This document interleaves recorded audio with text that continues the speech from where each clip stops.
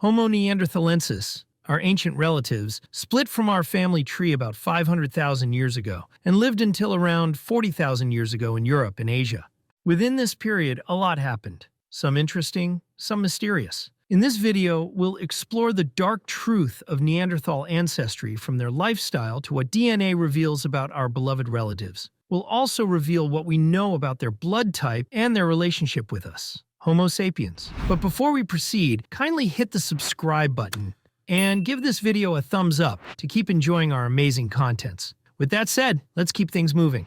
Scientists studying Neanderthal morphology and genetics revealed that they were much closer to us than first thought. Instead of being a separate species, they're now classified as a subspecies, Homo sapiens Neanderthalensis, alongside us, Homo sapiens sapiens.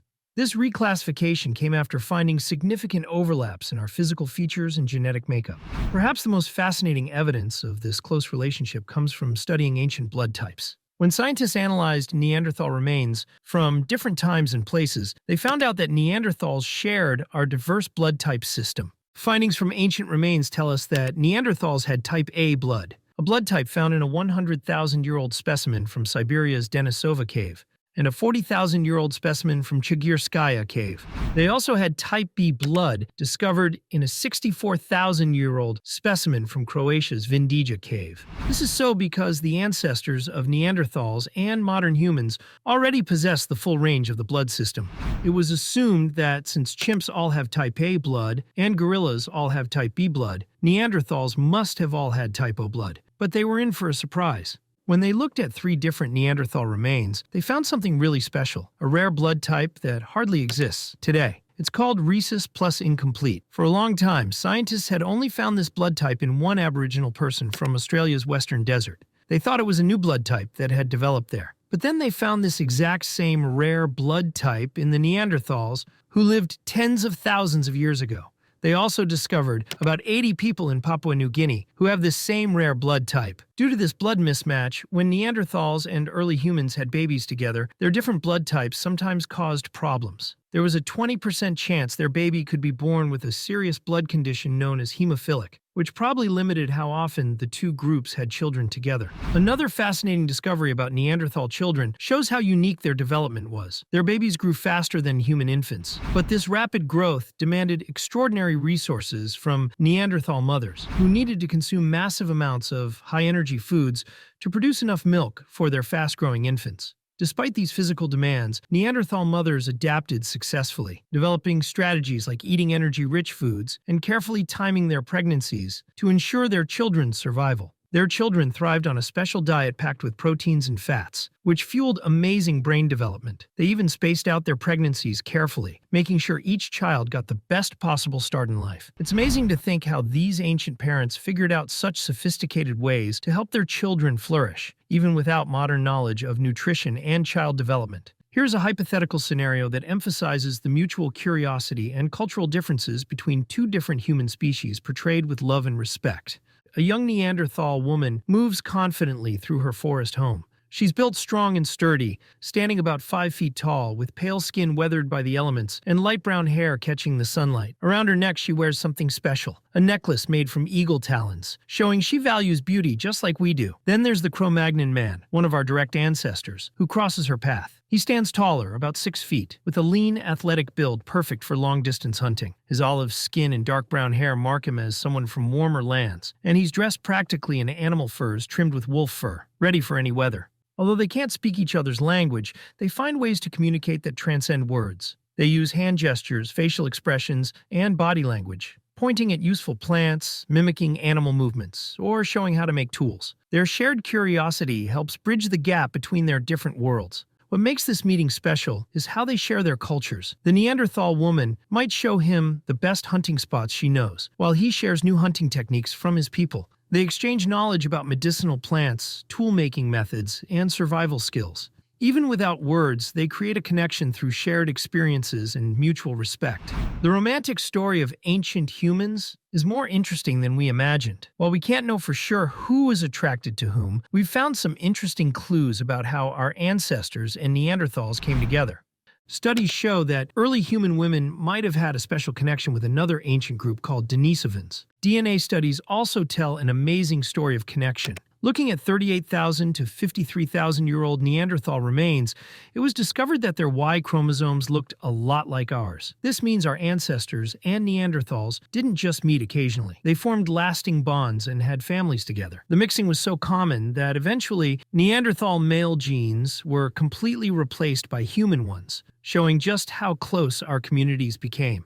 The story gets even better when we look at the mitochondrial DNA passed down from mothers. Experts found our ancestors' genes in Neanderthal remains, painting a picture of widespread relationships between both groups. Most of these meetings happened during warm periods, between 270,000 and 100,000 years ago, when the climate brought people together. Research shows that both Neanderthals and early humans shared similar customs about how women moved between groups to form new families. While modern humans today carry precious genetic gifts from Neanderthals, the last Neanderthal groups carried DNA from much earlier human ancestors. About 10% of their genetic makeup came from these ancient meetings. In a heartwarming scene from 40,000 years ago in the misty forests of the Caucasus Mountains, two extraordinary human groups, each with their own special strengths, were about to make history. The Neanderthals, strong and deeply connected to the land, had thrived there for generations, living in harmony with nature's rhythms. Meanwhile, our tall, nimble ancestors were exploring this new territory, bringing with them their own unique skills and traditions. Then came a magical moment of first contact. A group of early humans discovered a welcoming sight, a Neanderthal camp with the comforting smell of roasted meat and fragrant herbs drifting from a crackling fire. Despite their different appearances, the Neanderthals had developed a rich, sophisticated culture from centuries of surviving challenging conditions. Though their languages were different, the Neanderthals' warm gestures spoke volumes about their openness to new connections. What followed was a beautiful example of human connection. Despite initial nerves on both sides, curiosity and friendliness won out. When the wise Neanderthal leader invited the newcomers to share their fire, it marked the beginning of a good relationship. As the sky darkened, something amazing happened around that ancient campfire. These two groups of people, who'd never met before, started sharing their evening meal together. They couldn't speak each other's language, but who needs words when you've got smiles and friendly gestures? Soon everyone was passing around delicious roasted meat and sharing drinks made from wild berries. Despite having such different lives, they found common ground in facing life's daily challenges. When the stars came out, the Neanderthal chief did something incredible. He stood up and, with welcoming gestures, invited some women from his group to join them. Though the early humans couldn't understand his words, they knew exactly what this meant: an invitation to join families, to become one community. The human leader understood what a special moment this was. This wasn't just about surviving together, it was about creating something entirely new, bringing two different peoples together as one family. After thinking it over, he stood up and accepted this amazing gift with deep respect. What happened next was like a perfect celebration. Under the stars around the warm fire, everyone just became people enjoying each other's company. Even though they didn't speak the same language, their joy and laughter blended perfectly together. The children from these unions were incredible. They carried the best of both worlds in their blood. The story of our ancient relatives took a dramatic turn 40,000 years ago when nature put on one of its most spectacular shows. Multiple volcanoes erupted at once, including one super eruption near Naples that was the biggest Europe had seen in 200,000 years. Though the volcanic ash temporarily changed the landscape, making it harder for plants and animals to thrive, it also preserved crucial evidence that helps us understand our ancestors' story.